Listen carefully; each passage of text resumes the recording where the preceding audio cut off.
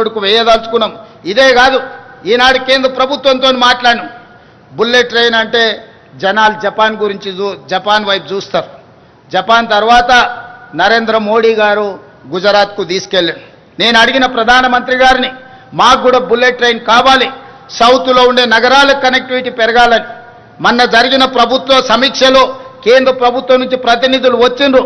ఈనాడు future city నుంచి అమరావతి, అమరావతి నుంచి చెన్నైకి బుల్లెట్ ట్రైన్, అదేవిధంగా ఫ్యూచర్ సిటీ నుంచి బెంగళూరుకు బుల్లెట్ ట్రైన్, బెంగళూరు నుంచి చెన్నైకి బుల్లెట్ ట్రైన్ ప్రతిపాదనలు ఈరోజు మన ముందు ఉన్నాయి. భవిష్యత్తులో ఎక్స్ప్రెస్ గ్రీన్ఫీల్డ్ హైవేలే కాదు, వాటితో పాటు బుల్లెట్ ట్రైన్ కూడా ఈరోజు మనకు రాబోతుంది. ఇవన్నీ కూడా గ్రోత్ ఇంజన్లుగా మారబోతున్నాయి. అందుకే మనకు ఈరోజు తెలంగాణ అభివృద్ధి ప్రణాళిక ఒక గొప్పగా మనం ప్రయత్నం చేస్తున్నాం. వీటన్నిటిలో మీ అందరి సహకారం ఉండాలి. జపాన్, సింగపూర్ లాంటి దేశాలు అభివృద్ధి చెందినాయని మాట్లాడుతున్నాం. అభివృద్ధి చెందడానికి ప్రధానమైన కారణం నాయకుల యొక్క సంకల్పం, ప్రభుత్వాల యొక్క ప్రణాళిక. అందుకే ఈనాడు జపాన్ కావచ్చు, సింగపూర్ కావచ్చు, లేకపోతే ఇతర అభివృద్ధి చెందిన దేశాలు ఏవైనా సరే మన ప్రాంతం వెనుకబడి ఉండకూడదు. మనకు మేధస్సు ఉంది, మనకు పరిస్థితులు ఉన్నాయి, మనకు ప్రణాళికలు ఉన్నాయి. వీటిని అమలు చేసే సంకల్పం ఒకటే ఇంతకాలం లేదు తెలంగాణ రాష్ట్రంలో. ఇప్పుడు ఆ సంకల్పంతో తెలంగాణ రాష్ట్ర ప్రభుత్వం ప్రయత్నం చేస్తుంది. అక్కడక్కడ భూమి కోల్పోతున్న రైతులకు సరైన నష్టపరిహారం ఇచ్చి ఆదుకుంటాం. వాళ్ళందరూ కూడా అభివృద్ధికి సహకరించాలి. కొంతమంది రాజకీయాల కోసం కొన్ని ఆలోచనలు చేసి ఈ స్థలాలు పోతున్న రైతులను రెచ్చగొట్టాలని, రోడ్ల మీదకి తేవాలనే ప్రయత్నం చేస్తున్నారు. ఈ ప్రయత్నాలు తెలంగాణ అభివృద్ధిని అడ్డుకుంటాయి. తెలంగాణ అభివృద్ధి నిరోధకులుగా కొంతమంది మారి రాజకీయ స్వార్థం కోసం ఎవరైనా పని చేస్తే వాళ్ళ పట్ల తెలంగాణ సమాజం అప్రమత్తంగా ఉండాలి.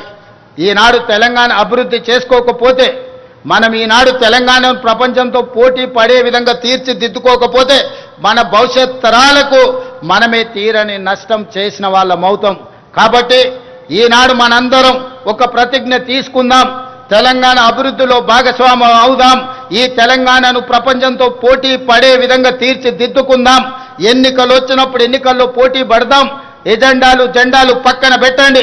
ఈరోజు ప్రభుత్వం ప్రణాళికబద్ధంగా చేస్తున్న అభివృద్ధిలో కలిసి రాండి. ఒకవేళ రావడం ఇష్టం లేకపోతే మీరు మౌనంగా ఉన్నా పర్వాలేదు. ఈ ప్రభుత్వం ప్రజల కోసం నిరంతరం పని చేస్తానే ఉంటుంది. ప్రజలు ఇచ్చిన మాట, ప్రజలు ఇచ్చిన ఆశీర్వాదం మాకు అండగా ఉన్నంత కాలం ఈ తెలంగాణ రాష్ట్రాన్ని అభివృద్ధి పదం వైపు నడిపిస్తాం. ఈరోజు సంక్షేమము, అభివృద్ధి రెండు కళ్ళు తెలంగాణ రాష్ట్ర ప్రభుత్వానికి.